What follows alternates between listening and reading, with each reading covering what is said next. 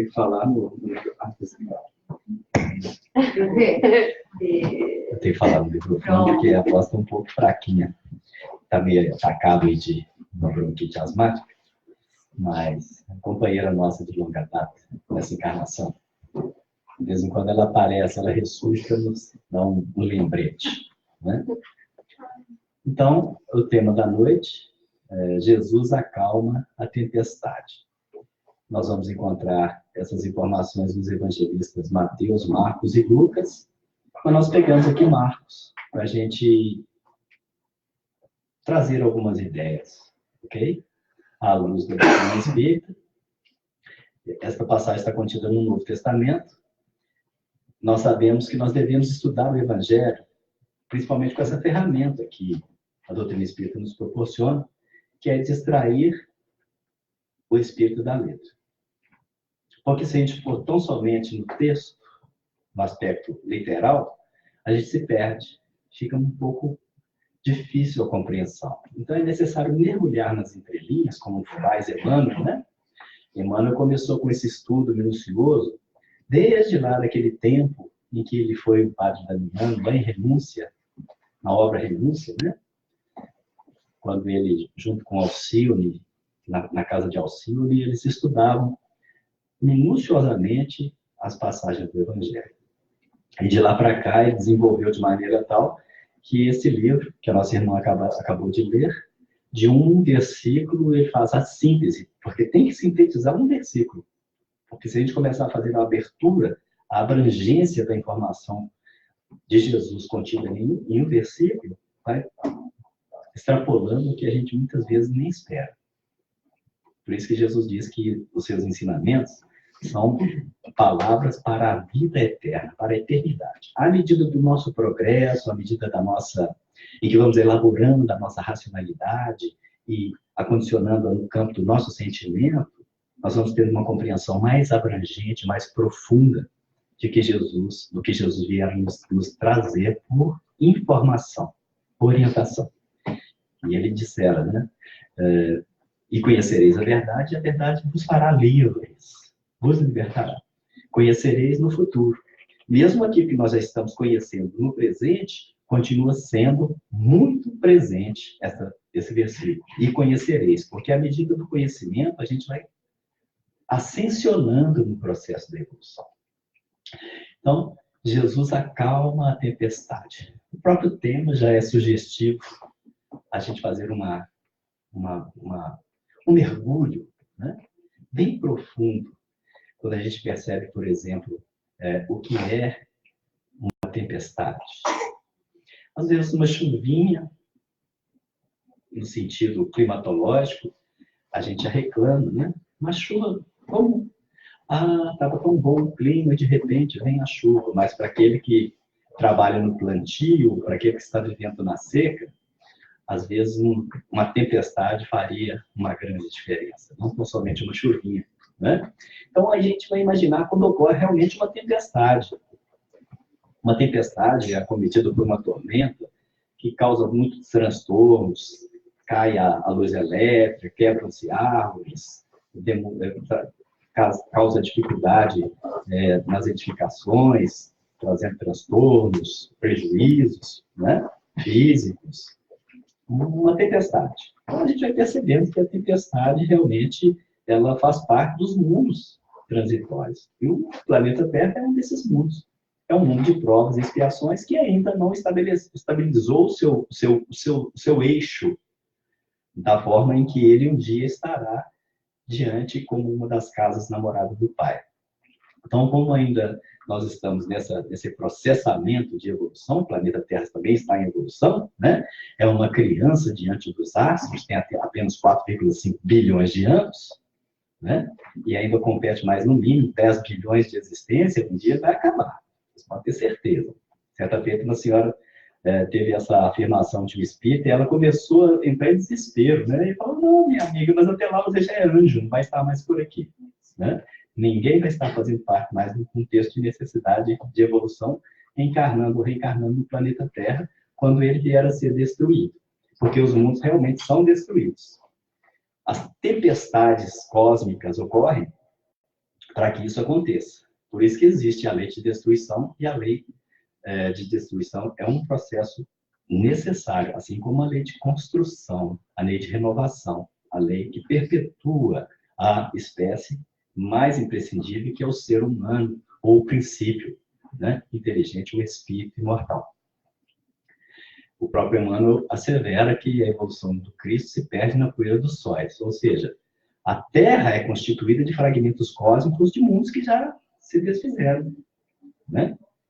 Então, houve tormentas no sentido catastrófico, em grande proporção, em que alguns sóis desapareceram, viraram fragmentos, foram destruídos, mas depois foram acondicionados por pensamentos de espíritos na condição crística, como, por exemplo, daquele que nós tivemos por conhecimento, Jesus, e, aglutinando esses fragmentos, fez a formação do nosso sistema solar e também do nosso planeta.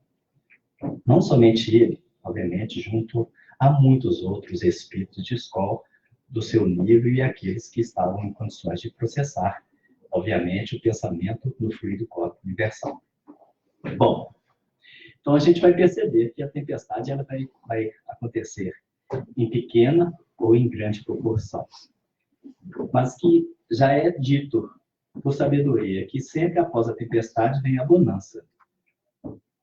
Nosso planeta agora está passando por uma convulsão moral, uma tormenta moral. Nós estamos no meio de uma tempestade moral. E ela, obviamente, vai envolvendo vários aspectos da nossa vida.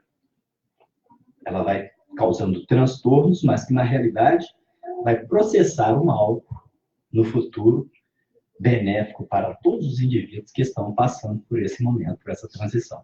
Ainda que o dia esteja claro, límpido, com cristalino sol, o que nós estamos passando em termos morais no momento é uma grande tormenta, uma grande tempestade. Bom, isso no sentido transitório, falando-se no aspecto geral do planeta Terra, né? Mas a gente vai perceber que Jesus, ele fala para o indivíduo. Porque cada um de nós, no processo de seletividade das informações, tem um ponto de evolução, de assimilação e de compreensão da palavra. E a cada um, no momento certo, vai haver o despertamento. É como a semente que é lançada, em que em determinado momento ela eclode. Ele fala que para que a semente dê fruto, ela precisa morrer, né? Então ela rompe a casca, e ali envolta pelo perisperma, ela vai começar o processo de germinação. Então, uns estão germinando, outros já estão florescendo, e alguns outros já estão frutificando. É um processo, a cada um segundo, a sua evolução. Mas, o importante da informação entre a bonança e a tempestade, principalmente no momento da tempestade aqui, é que Jesus acalma a tempestade. Nós vamos perceber aqui no texto como que isso ocorre. E aí vocês podem participar conosco, tá?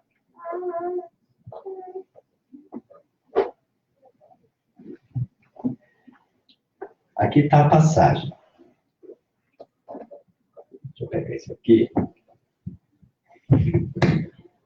Oi, alô? Alô? Tá. Então vamos continuar com esse aqui mesmo. Desculpa eu ficar de lado aqui um pouco torcido. Então vamos lá. Capítulo 4 de Marcos, nós vamos encontrar essa informação. Ao cair da tarde desse dia, Jesus disse aos discípulos: vamos atravessar para outra margem do lago, deixando a multidão para trás. E entraram no barco onde ele já estava e começaram a travessia, embora outros barcos o seguissem.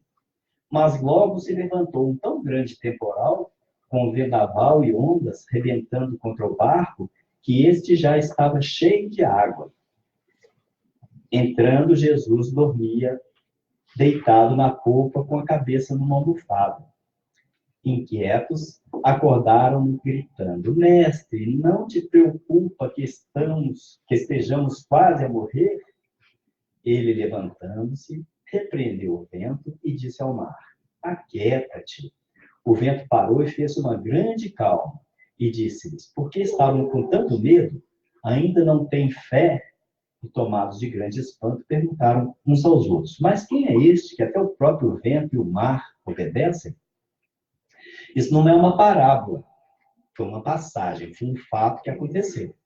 Porque o Evangelho de Jesus, os evangelhos narrados pelos evangelistas, ele é contido de parábolas, ensinamentos que Jesus contou utilizando os recursos da natureza, as profissões, o cotidiano, e no convívio das pessoas, mas os ensinamentos diretos quando ele falava da sua própria vivência. Isso foi um fato que ocorreu e que os três evangelistas, os três discípulos mais próximos de Jesus estavam, Lucas não estava, porque Lucas não foi discípulo direto de Jesus. E tem a narração também em Lucas, porque Lucas compilou de Pedro essa informação. Então, se vocês forem nos evangelistas, vocês vão ver mais ou menos bem semelhante. Apesar de Lucas, eu queria ter encontrado, aqui eu vou ler aqui para vocês, mas a gente vai pegar por aqui, para cá, tá? A informação vocês irão acompanhando. Quem quiser trazer alguma consideração, que traga. Eu vou ler aqui para vocês nessa de Almeida, para vocês verem que interessante. E naquele dia, sendo já tarde, perceberam? Ao cair da tarde, é semelhante. Mas a gente vai percebendo que, de acordo com o que vai se aproximando da atualidade, como vai sendo atualizada a informação, o texto vai ficando bem mais claro. Sendo da tarde, disse: passemos para outra banda. Noutra versão, vai dizer: passemos para o outro lado. É a mesma coisa. Mas quando a gente começa a esmiuçar, vai trazendo aspectos bem interessantes.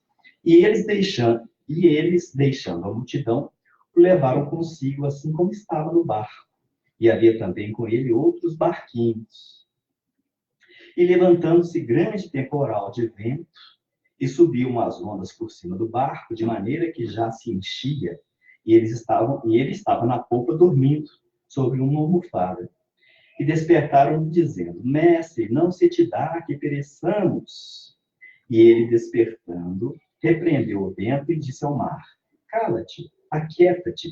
E o vento se aquietou. E houve grande bonança. E disse-lhes: por que sois tão tímidos? Ainda não tendes fé? E sentiram um grande temor. E diziam uns aos outros: mas quem é este que até o vento e o mar lhe obedecem? E era um processo. Jesus sabia que isso iria acontecer. A questão da pré-ciência. Não é preconceito, não é pré-conhecimento. O conhecimento daquilo que está por acontecer. Os espíritos superiores, eles têm a previsão. Né? Porque eles estão acima daquilo que nós podemos ver, observar e sentir no momento. Os espíritos superiores. Agora, imaginemos o Cristo, que é capaz de controlar o fluido cósmico universal de maneira tal a aglutinar e formar, né, um sistema solar. A gente fala do planeta Terra, que ele é o governador, mas pelas informações que a gente vai percebendo dos espíritos, é o nosso sistema solar. E ainda vinculado a outros sistemas. Por exemplo, quando fala de dia, e todos os dias são especiais. E naquele dia, algo muito especial estava por acontecer. Depois a gente vai falar. Vamos ficar no publicitário por enquanto. Algo muito, muito excepcional, vamos até usar essa palavra, estava por acontecer. Por isso, essa tempestade. Tá? Jesus disse aos discípulos, ele não falou para todo mundo. Eles estavam com a multidão, numa margem do lago, e Jesus, então, convida-os para passar para outra margem. Que também a gente compreender que é sair de uma situação para entrar numa outra. E, acompanhado de Jesus, a gente vai ter que é um lado bem tranquilo, bem bacana, não é isso? É uma vibração diferente. É uma vibração diferente.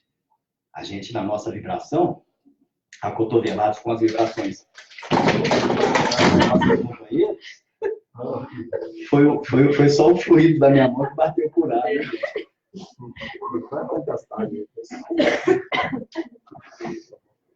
É pra gente ver que a gente não tem o controle de nada, né? Não é difícil, quanto mais o Espírito. Só Jesus na causa. Acalma essa tempestade, Senhor. Ele estava falando para os discípulos, para os aprendizes. E o que nós somos hoje, quando eu tenho Espírito? Continuamos na condição de discípulos, de aprendizes. Na escola do Evangelho, essa é a palavra do Emmanuel. Todos somos aprendizes. Quando ele fala todos somos, ele se inclui. Emmanuel se inclui. Então, quem dirá nós? Em determinado momento, ele fala que nós somos aprendizes, candidatos a aprendizes discípulos. Candidatos, e ele também se inclui, porque ele usa o tempo, o verbo, né? Nós somos candidatos a aprendizes e discípulos. Então, vamos atravessar para outra margem do lago. Então, vamos sair dessa posição em que nós estamos agora, porque há um percurso, há um alvo a ser vencido. E aí era toda a travessia do lago, não é isso? Para atingir a outra margem. Cada um de nós vai aí configurando a ideia de acordo com as necessidades que nos visita no momento. Por isso que é interessante o estudo dessa forma. Deixando a multidão para trás, entraram no barco e ele já estava e começaram a travessia. Então, aqui vai dizer que ele já estava no barco. Porque, na verdade, o barco seguro é ele que está na direção. Jesus é o timoneiro da embarcação do planeta Terra. Ele é que está no leme. Nós ficamos com medo, né? Sossobramos, naufragamos, afogamos.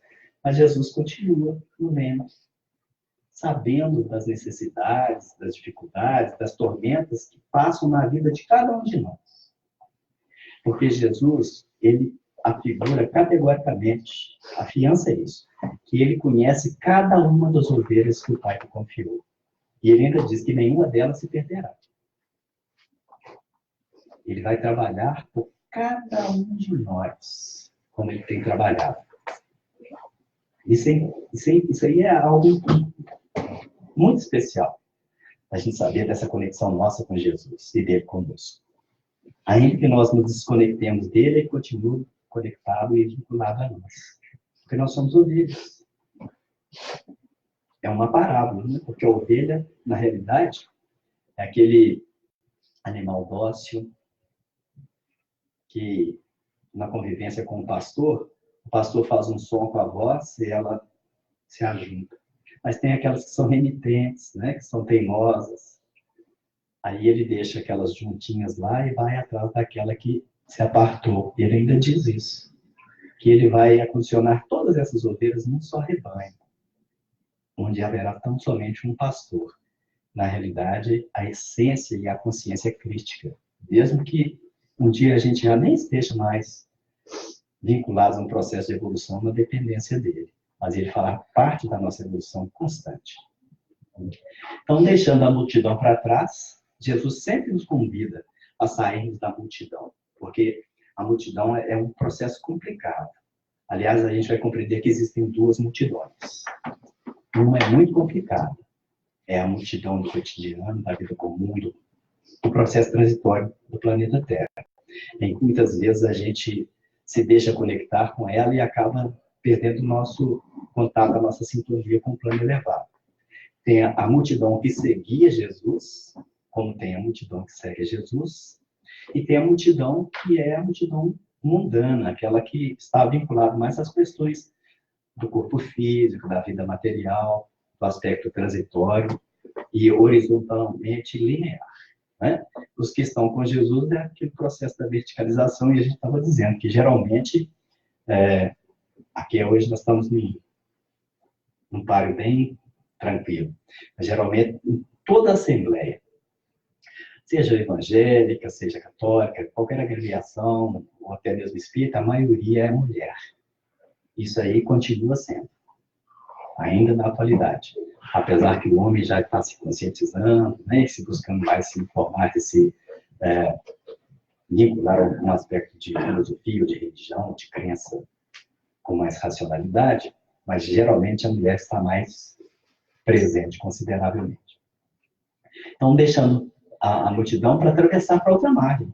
Sair de uma sintonia que muitas vezes é muito comum e que é rasteira, que é provisória, momentânea, que faz parte do processo de evolução. Mas sair disso e avançar, ter coragem de sair para uma travessia. E é com um barco que não era lá um barco da atualidade, né?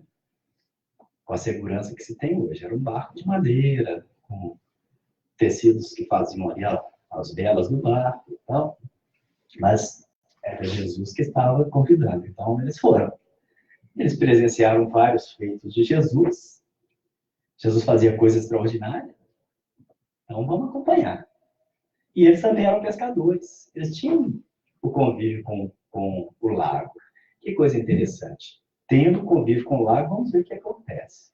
Eles, obviamente, observavam, sem ter o que nós temos hoje, por tecnologia, o conhecimento do tempo, né? Como vai estar o tempo, se vai chover, se vai ventar e tal. Mas eles tinham por convivência, né? Olha, hoje vai ter um clima mais ou menos assim, não vamos sair hoje para pescar não, porque vai chover, e assim por diante. E naquele momento estava tranquilo, estavam saindo com Jesus, por isso que a gente vai compreender que era um processo muito especial que estava por acontecer. Isso aqui não é, isso é só a transição. E nós não vamos falar do tema, nós vamos só falar do porquê, mas não vamos entrar nos detalhes, que vai ser parte de um outro estudo e bem longo. Bom, deixando a multidão para trás, entraram no barco onde ele já estava e começaram a travessia. Tranquilo, né? Então, o barco estava lá. Embora outros barcos seguissem. Então, outros barcos seguiam a Jesus, não estavam ali com Jesus, mas seguiam. Então, nós vamos perceber que não é só dentro da doutrina espírita que nós estamos seguindo a Jesus, não. Outras pessoas que muitas vezes estão num barco, até da gente considerar como materialista, estão seguindo Jesus. E muitas vezes até de uma forma, um percurso muito mais correto do que o nosso. É um processo de racionalização. A gente compreender que nós estamos na oportunidade única no momento para nós. Com certeza já tivemos muitas oportunidades, mas que hoje foi necessário um processo de racionalização mais ampla com a doutrina espírita para que a gente possa acertar. Mas logo se levantou um tão grande temporal. Olha, foi uma coisa sem previsão. Foi uma coisa imprevista pelos discípulos, principalmente por aqueles que eram pescadores. Né? A gente não sabe que, principalmente Pedro tinha uma companhia de pesca, né? Ele era dono de um barco e com ele trabalhava seu irmão e algumas outras pessoas. Então ele tinha um conhecimento, mais ou menos no momento em que poderia sair para pescar, para colocar o barco, né, em alto mar. Eles acreditavam naquele momento que tratava-se de um mar. Quando chegaram na Terra, por causa da grande proporção, depois se deram conta que tratava-se de um lago, mas ainda é chamado o Mar da Galileia, ou Lago de Genezaré. E aí o que aconteceu? Olha, foi uma coisa inesperada. Foi uma coisa inesperada, porque o vendaval e ondas rebentando contra o barco. E esse já estava cheio d'água, então eles começavam a sossobrar. Então começou a sossobrar. Estava enchendo o barco, mas olha que coisa absurda para o nosso entendimento na condição de homens comuns. Imagine, por exemplo, a gente num barco, várias pessoas no barco, vamos dizer, 12 de nós, 12 discípulos, né? 12 pessoas dentro de um barco, o barco não é de tão grande proporção, de maneira que fica mais suscetível de sossobrar, de afundar, porque, de acordo com o tamanho do barco, obviamente, mais segurança, se for um barco maior. Um barco pequeno, ele fica mais vulnerável, não é isso? Então, estamos nós vamos pegar 12 de nós, e cada um de nós pode se considerar um desses 12, tá bom? E começa esse movimento do vento, a água agitando, com certeza houve uma chuva, né? Para que tudo isso considerado como um vendaval, como uma tempestade. E de repente nós estamos com Jesus no barco e Jesus está dormindo, gente.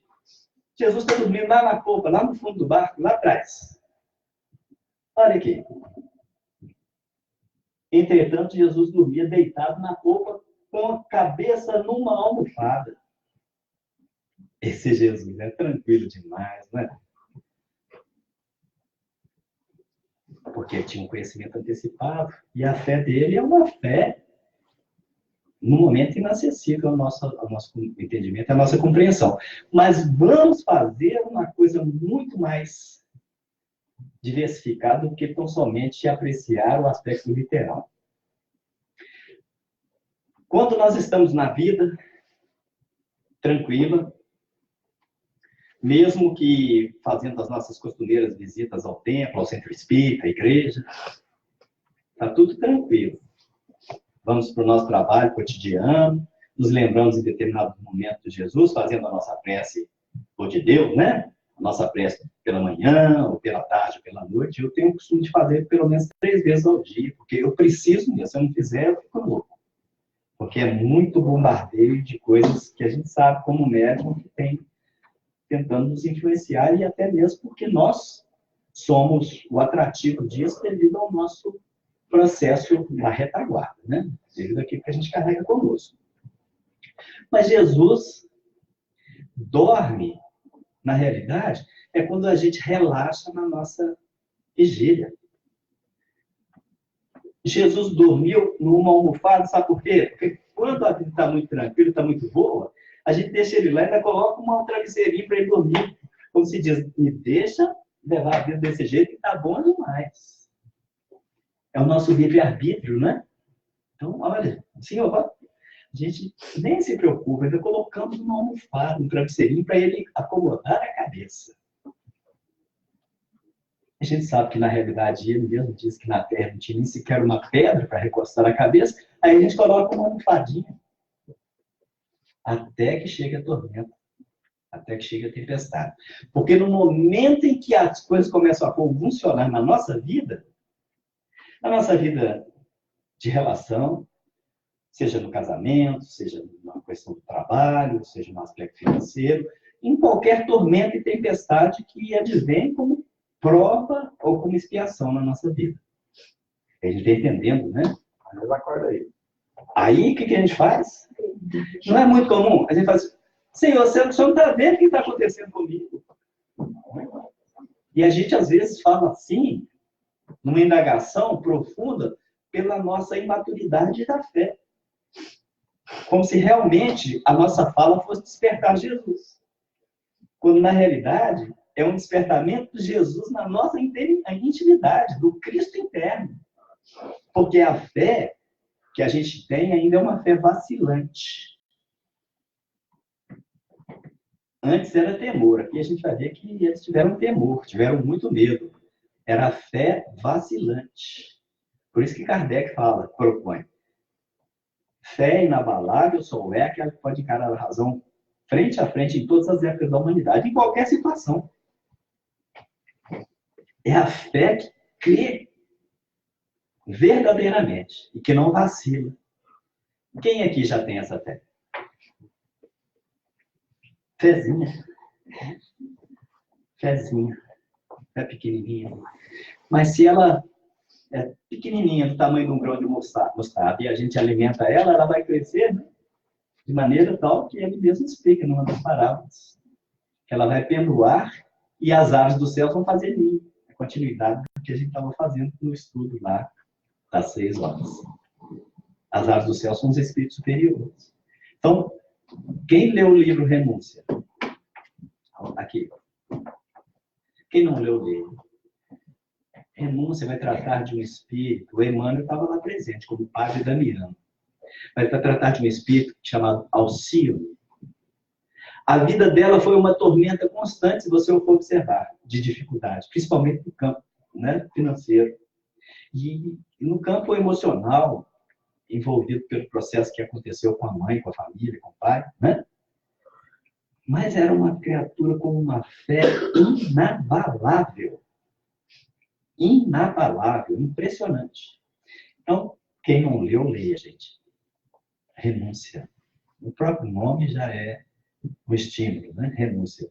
Para que a gente possa também trabalhar esses conceitos em nós. E a gente vai de acordo com o momento, com a necessidade, trabalhando renúncia em vários campos da nossa atividade humana. Então, eles vão dizer gritando, acordaram gritando, mestre, não te preocupa que estejamos quase a morrer? Agora, o fato aconteceu mesmo. Por que é que Jesus estava dormindo? Porque ele tinha certeza de que não iriam morrer. Eles poderiam chegar até lá do outro lado, com um barco e jogando água para fora, porque não iam. Jesus estava presente. Se a coisa chegasse de uma forma bem mais periclitante, aí eu não levantaria, agora já deu, né?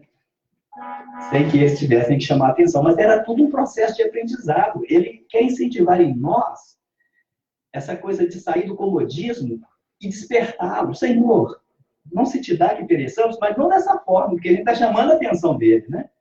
De outra forma mais racional. Senhor, agora minhas forças já não sustentam mais, a tempestade está mais forte do que aquilo que eu posso suportar, me ajuda. Ele ajuda. Por isso que o título é Jesus acalma a tempestade. Porque é a tempestade de cada indivíduo, de cada um de nós. Uns estão atravessando um córregozinho, né? Na tempestade. Outros estão atravessando um lago e muitos estão, né? Pelo mar, pelos oceanos da vida. E cada um, obviamente, dentro daquele recurso que tem. Uns num barquinho pequenininho, outros no transatlântico. Mas vocês perceberam que outros barquinhos o seguiam? Mas fala da dificuldade que estavam tão somente ali no momento com os discípulos. E os outros barcos? O que aconteceu com eles? Os discípulos estavam com Jesus. E outros barquinhos seguiam Jesus. Aquele vai com certeza, oh meu Deus, só se a gente morrer agora é porque estava na hora. Porque assim é. Lembra da passagem do Chico no avião? Que ele entra em desespero?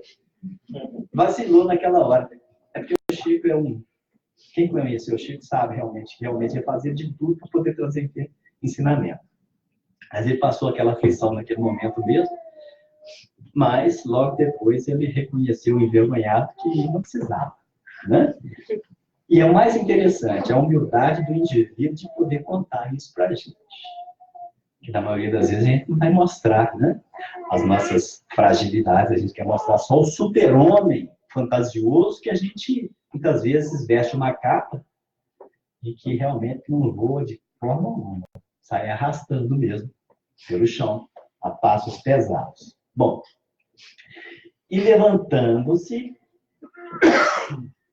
Quem levantando-se? Jesus. Jesus.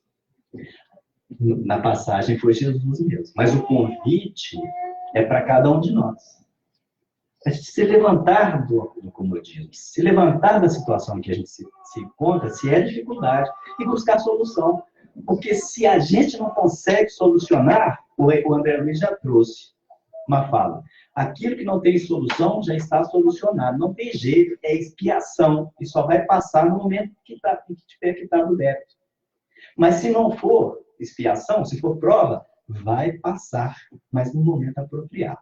Agora, se a gente busca o socorro de Jesus, ele acalma a tempestade. Muitas vezes ela continua.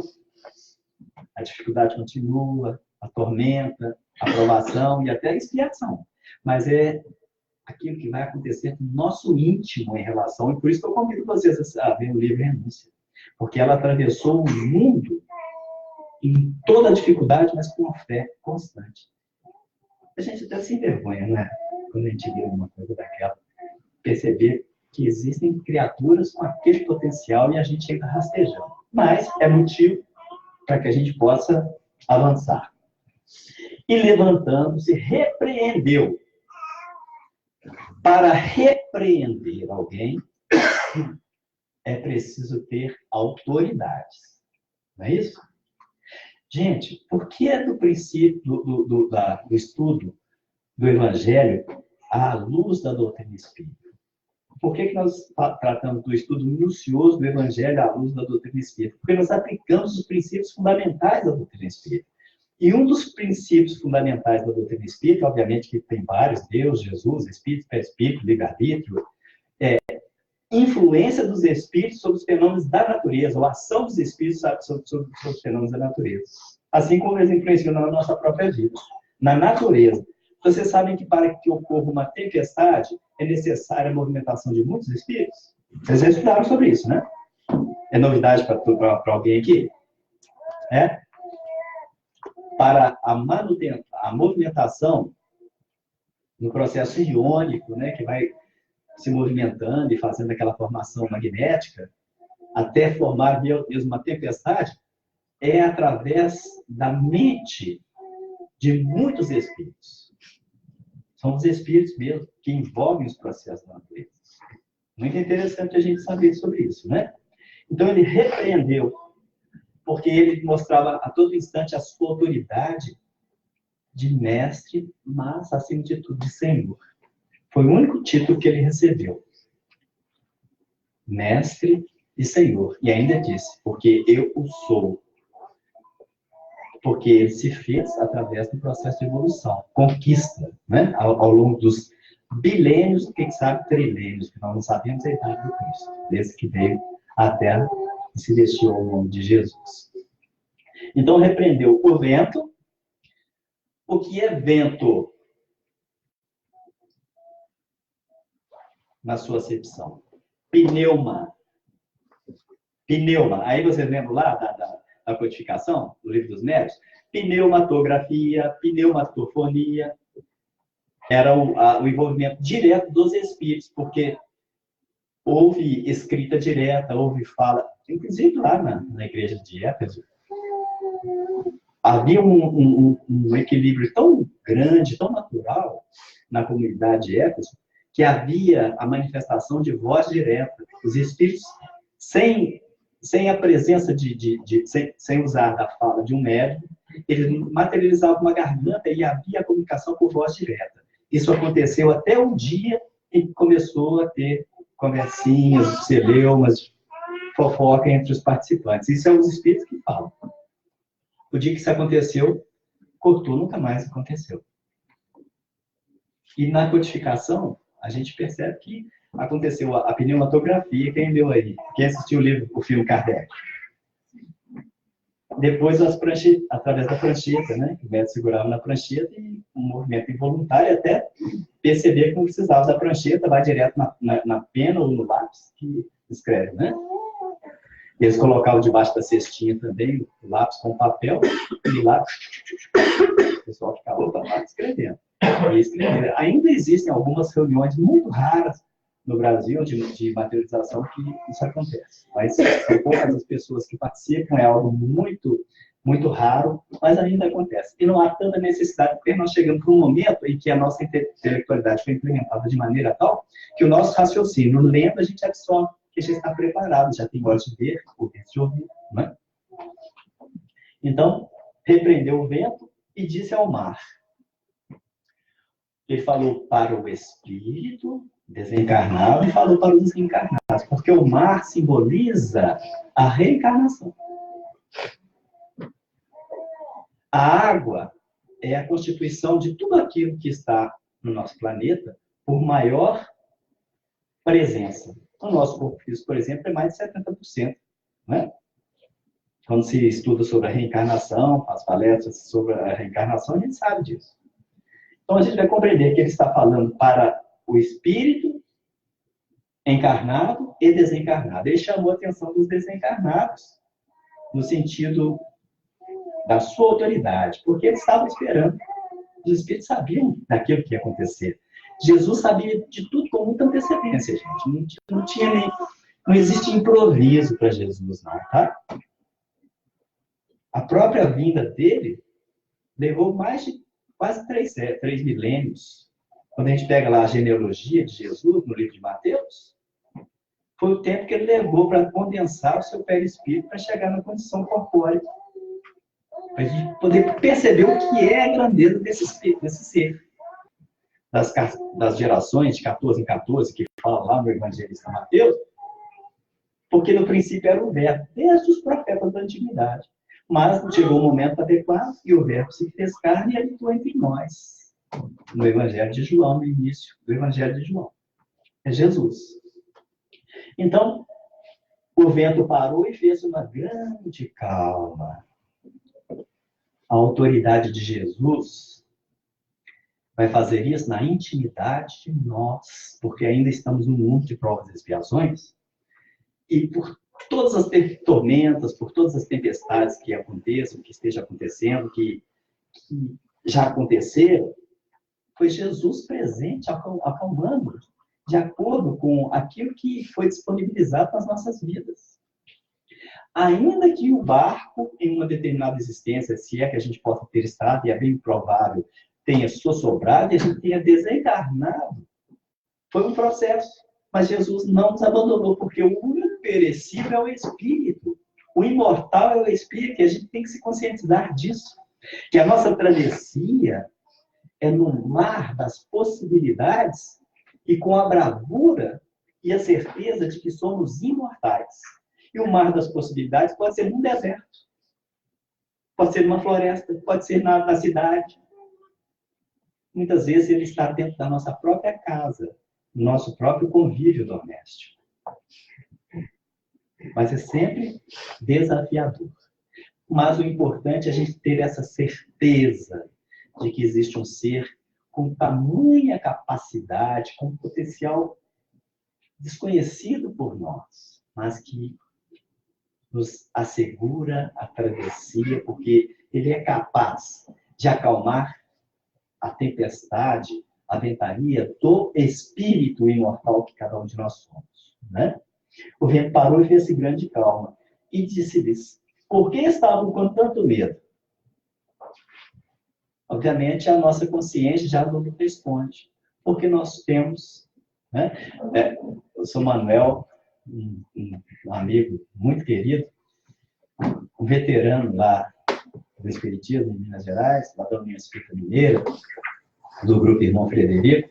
Ele fala que nós somos... o homem, na atualidade, é o homem bully. Por que você pode imaginar que é o homem bully? Né? Porque é o homem de pouca fé. Você fala assim, o homem de pouca fé, não é o homem de pouca fé. Então, nós ainda temos essa vulnerabilidade. A nossa fé é ainda muito frágil. Nós estamos ainda a caminho da conquista dessa fé. Dessa fé que é capaz de encarar a razão frente a frente em todas as épocas da humanidade, inclusive nos momentos das dificuldades.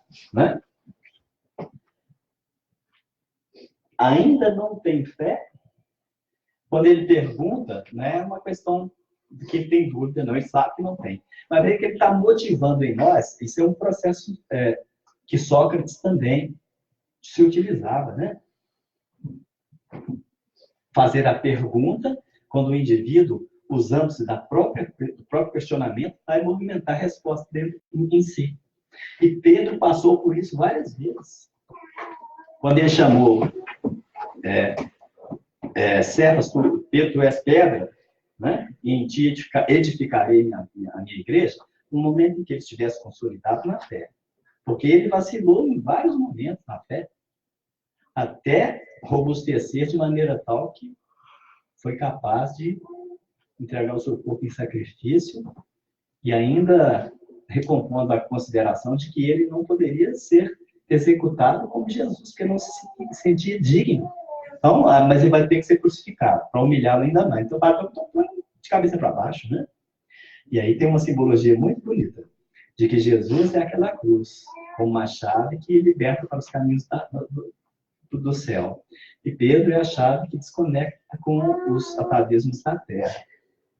Então, o processo fica completo.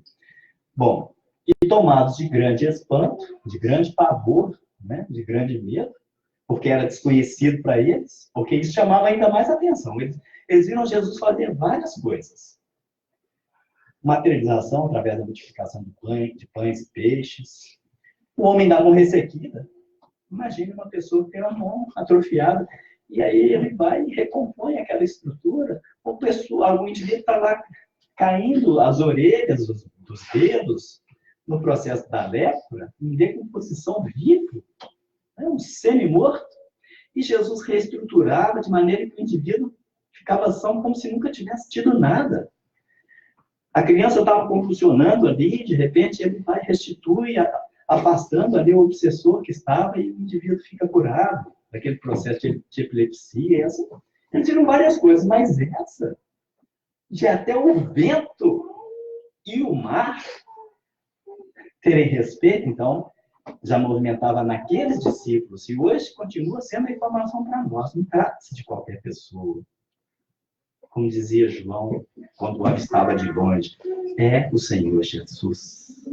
É Jesus. Então, esse ser que tem essa potencialidade, essa intimidade com Deus, de maneira que ele é a voz de Deus nas nossas consciências, porque a lei divina foi inscrita nas nossas consciências, e Jesus está conosco desde como fomos acomodados como princípios inteligentes, para fazermos a nossa evolução no reino mineral, no reino vegetal, no reino animal, e hoje no animal, racionalizando cada vez mais e estruturando a nossa fé, ele presente. Ele está no nosso barco.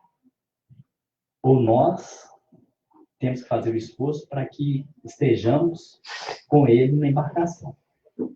Perguntavam uns aos outros, os discípulos. Imagina, a gente não fica muitas vezes no processo de estarrecimento. Olha que coisa, extraordinária, olha, viu isso, olha. Né? Eles ficaram assim, perplexos.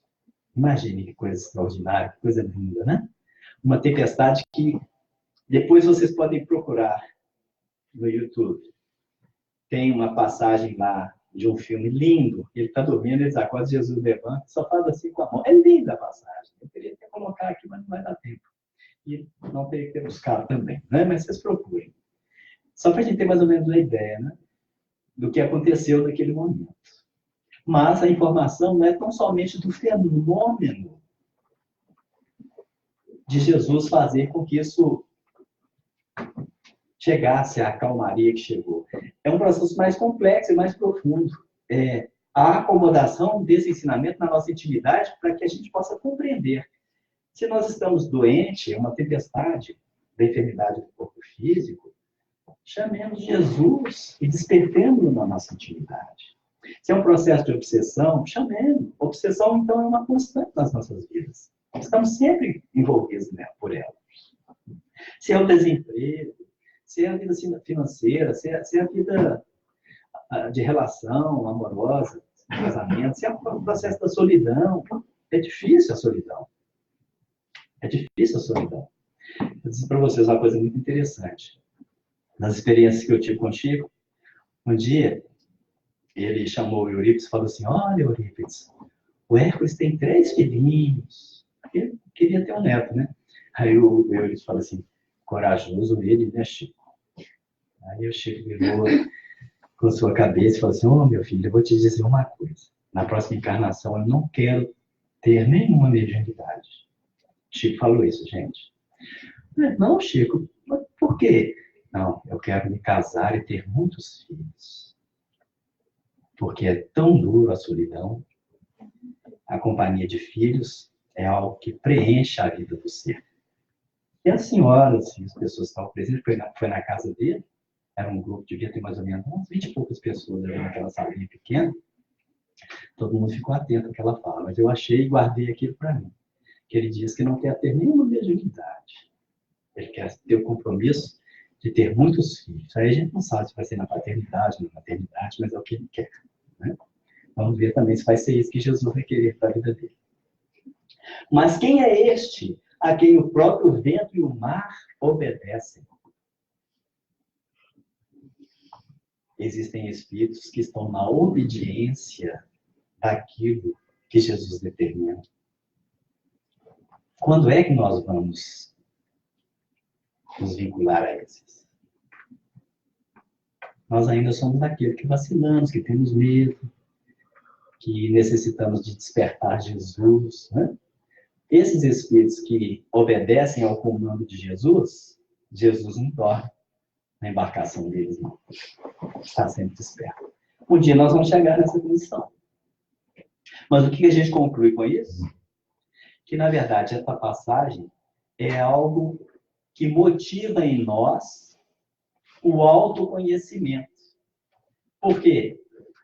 Na verdade, cada um de nós, em essência, é o Cristo, ou um Cristo.